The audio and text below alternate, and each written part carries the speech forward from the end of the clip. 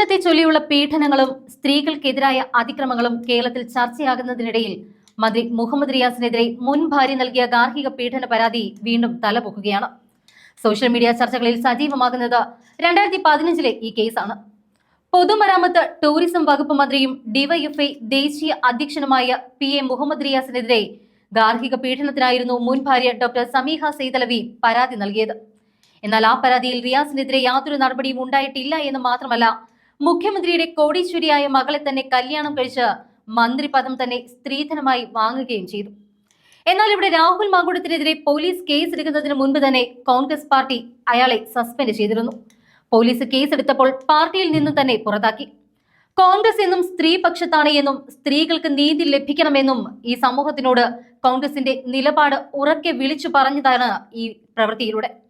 അതേസമയം മുഖ്യമന്ത്രിയുടെ മരുമകനും മന്ത്രിയുമായ റിയാസിനെതിരെ 4.5 വർഷങ്ങൾക്ക് മുൻപ് വന്ന വാർത്തയിൽ എന്ത് നടപടിയാണ് എടുത്തിട്ടുള്ളത് എന്ന് കോൺഗ്രസ് ചോദ്യമുയർത്തുന്നു.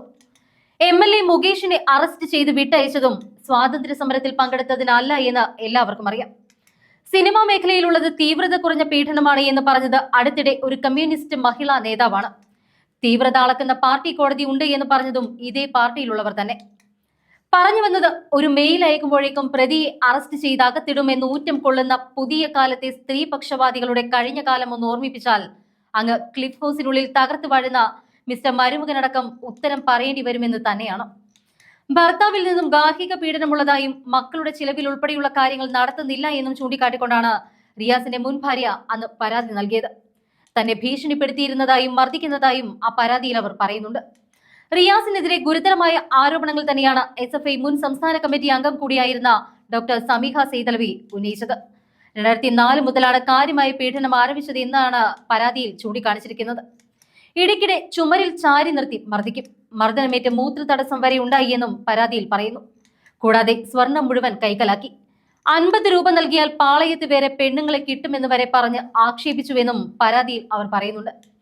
പീഡനം നിത്യസംഭവമായതോടുകൂടി ആത്മഹത്യ ചെയ്യാൻ വരെ തോന്നി. മക്കളെ വീട്ടിൽ നിർത്തി ഒഴിഞ്ഞു പൊയ്ക്കൊള്ളാനാണ് ഭർത്താവ് റിയാസ് പറഞ്ഞത് എന്നും പരാതിയിൽ വ്യക്തമാക്കിയിരുന്നു. SFI സംസ്ഥാന കമ്മിറ്റി അംഗമായിരിക്കെയാണ് ജില്ലാ കമ്മിറ്റി അംഗമായ റിയാസിനെ ഇവർ പരിചയപ്പെടുന്നത്. രാഷ്ട്രീയം ഉപേക്ഷിച്ചാൽ മാത്രമേ വിവാഹത്തിന് സമ്മതിക്കൂ എന്നായിരുന്നു റിയാസിന്റെ കുടുംബത്തിന്റെ നിലപാട്. 2002 മെയ് 27 പട്ടാമ്പി കൊപ്പം ജുമാഅത്ത് പള്ളിയിൽ വെച്ചാണ് ഇരുവരുടെയും വിവാഹം നടന്നത്. 70 പവൻ സ്വർണമാണ് നൽകിയിരുന്നത്. 10 പവൻ മെഹറായി നൽകി. സ്വർണം വേണ്ട എന്നാണ് റിയാസിന്റെ വീട്ടുകാർ ആദ്യം പറഞ്ഞത്. എന്നാൽ വിവാഹത്തിന് ശേഷം വീട്ടുകാർ പൊന്നിന്റെയും പണത്തിന്റെയും കാര്യത്തിൽ വാശി പിടിച്ചു തുടങ്ങിയെന്നും പരാതിയിലുണ്ട്. തടി കൂടുതലാണ് എന്നും ഉയരം കുറവാണ് എന്നും പറഞ്ഞുകൊണ്ട് ആക്ഷേപിച്ചിരുന്നു. MBBS കഴിഞ്ഞിരുന്നയാളായിട്ടും പ്രാക്ടീസിന് വിടാൻ പോലും അനുവദിച്ചില്ല. TV കാണാനോ സുഹൃത്തുക്കളെ കാണാനോ വരെ അനുവദിച്ചില്ല. പിന്നീട് ഇരുവരും നിയമപരമായി വേർപിരിഞ്ഞു. ഇതിനു ശേഷമാണ് മുഖ്യമന്ത്രി പുത്രി വീണയെ റിയാസ് വിവാഹം കഴിക്കുന്നത്. എന്നാൽ മാസപ്പടി കേസിൽ കേന്ദ്ര അന്വേഷണ സംഘത്തിന്റെ റഡാറിലായിരുന്ന വീണ ഏത് നിമിഷവും വിദേശത്തേക്ക് കടക്കാമെന്നാണ് ഇപ്പോൾ കിട്ടുന്ന സൂചന.